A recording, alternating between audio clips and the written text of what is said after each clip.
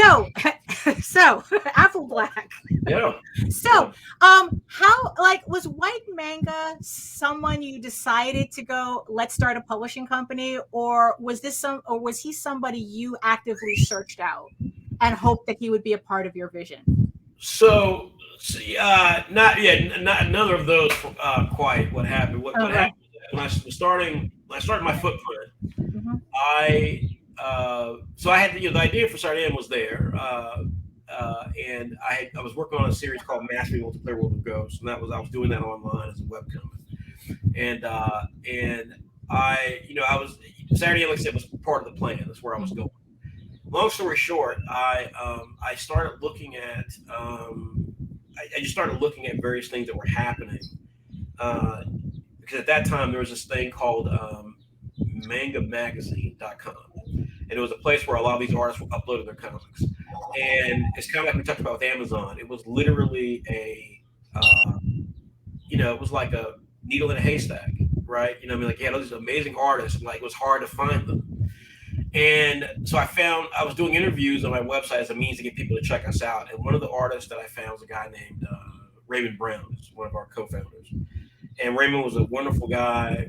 We became friends and meet almost immediately. And I started telling him my plan and what I was trying to do. And he said, "Well, man, you got to meet this kid, this White Manga." And Right. I'm like, "White Manga." I'm like, "Okay, yeah." I'm like, "That sounds interesting stuff." So he sent me the link. I saw his work. I was like, "Holy crap!" I'm like, "Yeah, this kid's amazing."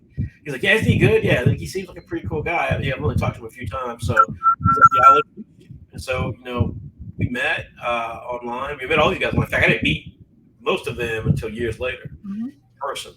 But yeah, with White, the thing with White when I saw his stuff, I was talking to Sanford Green about this actually. Sanford Green, award-winning comic creator from Marvel and DC and so on, got this comic called Bitterroot that won a lot of awards. And I was talking to Sanford Green about it. And he said, the thing that I recognize, I view my role as Saturday kind of like a coach of a basketball team, right? And that means like, I can look at talent and my goal is to try to look at talent and see where I think it can go, right? I'm not interested in just having talent for talent's sake. I'm interested in seeing talent that I think can actually grow and become something major. And with White, it was so evident at that period. And he was like maybe 18 or something like See, that. there's those babies just coming out of nowhere. He's been for a long time. I could see he had so many fundamentals down. Like there were so many fundamentals he had down. I'll never forget buying the first comic Todd McFarlane appeared in. It was an Infinity Inc. Huh. story, at least the first page, and it was horrible. It was horrible. His artwork was nowhere like I never would have guessed he would have been the next big artist. But I remember this like it was yesterday. There's a page in this comic. If you guys remember Infinity Inc. at all? It's that might be that might I know JD probably knows about it. Maybe not me. He was It's a an bigger old, collector than I was. okay, this is an old Right. superhero comic from DC, and it was like Right. the kids of the Justice Society of America. And there's a scene where Doctor Fate is getting ready to do battle, and he grabs. So how you got like a layout, you got like a full page layout where the characters like Right. looking cool and stuff. Right. Because McFarlane, like a lot of his poses were weird. Even then, his poses were weird and stuff. And his characters kind of they were leaning for. Like it never looked. So it wasn't like John Buscema or Right. Yeah.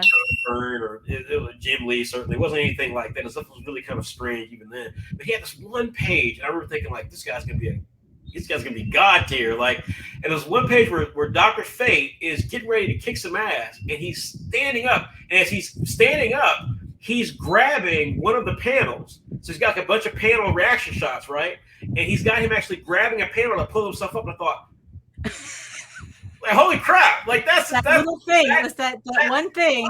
that little moment of like saying like, no, I'm gonna do different stuff. Right. I'm gonna play different. And I just thought, oh my god. And White was someone that I looked at, and I just saw in him that he had this element of just it was so refined to be so young.